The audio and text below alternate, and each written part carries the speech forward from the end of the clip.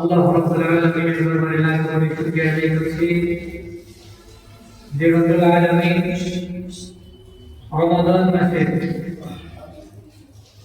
দ্বিতীয় রমাদান মাসের প্রথম জুমায় আপনাকে আমাকে ইবাদত করার উদ্দেশ্যে কোরআন ও হাদিস থেকে কিছু শোনার উদ্দেশ্যে মসজিদে আসার বসার কিছু কথা শোনার তৌফিক দান করলেন।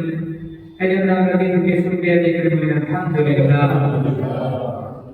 রজব শাবান থেকে দোয়া করতেছিলাম, আল্লাহুম্মা বারিক লানা ফি রজব ওয়া শাবান ওয়া বাল্লিগনা রমাদান। হে আমাদের রব, আমাদেরকে রজব শাবান মাসটা বরকতময় করুন আমাদের জন্য এবং আমাদের হায়াতটাকে বৃদ্ধি করে রমাদান পর্যন্ত পৌঁছে দিন। আমরা দোয়া করছি আজকে আমরা এই রমাদানের মধ্যে আছি, বলুন আলহামদুলিল্লাহ।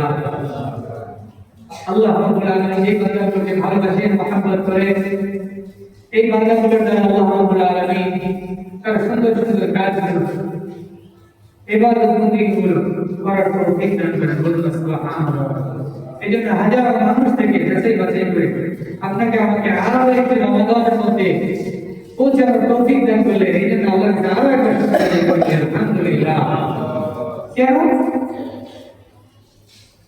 রমাদান মাস এমন একটি মাস, এই রমাদান মাসের মধ্যে আল্লাহ রাব্বুল আলামিন রহমত দিয়েছে, এই রমাদান মাসের মধ্যে আল্লাহ রাব্বুল আলামিন মাগফিরাত দিয়েছে, আমার এই রমাদান মাসের মধ্যে আল্লাহ রাব্বুল আলামিন নাজাত দিয়েছেন, বলুন সুবহানাল্লাহ। প্রথম দশক রহমতের আল্লাহ রাব্বুল আলামিন এই 10 দিন আল্লাহ রাব্বুল আলামিন রহমত বরকত দান করবে। পরের যে 10 দিন আল্লাহ রাব্বুল আলামিন দিয়েছে, এই 10 দিনের মধ্যে আল্লাহ রাব্বুল আলামিন দুনিয়াকে হাজারো মানুষকে আল্লাহ রাব্বুল আলামিন ক্ষমা করে দিবেন, বলুন সুবহানাল্লাহ। এবং শেষ দশক নাজাতে, শেষ দশক আল্লাহ রাব্বুল আলামিন হাজারো মানুষকে জাহান্নাম থেকে মুক্ত করে দিবে, জান্নাতে প্রবেশ করাবেন, বলুন সুবহানাল্লাহ। এজন্য রমাদান এমন একটি দামি মাস, এমন একটি দামি মাস, এই মাসটার নাম হওয়ার আর একটি কারণ হলো আল্লাহ রাব্বুল আলামিন এই রমাদান মাসের মধ্যে 30 পারা কোরআন কারীম আল্লাহ রাব্বুল আলামিন নাযিল করেছিলেন, বলুন সুবহানাল্লাহ। রব্বুল আলামিন বলেন, শাহরু রমাদানাল্লাযী উনজিলা ফীহি কুরআন হুদাল লিন-নাসি ওয়া বায়্যিনাতিন মিনাল হুদা ওয়াল ফুরকান فمن شهد منكم الشهر فليصم। আল্লাহ রাব্বুল আলামিন এই রমজান মাসকে জারি করেছেন, তার একটি কারণ হলো আল্লাহ রাব্বুল আলামিন এই রমজান মাসে কোরআন কারীম নাযিল করেছিল।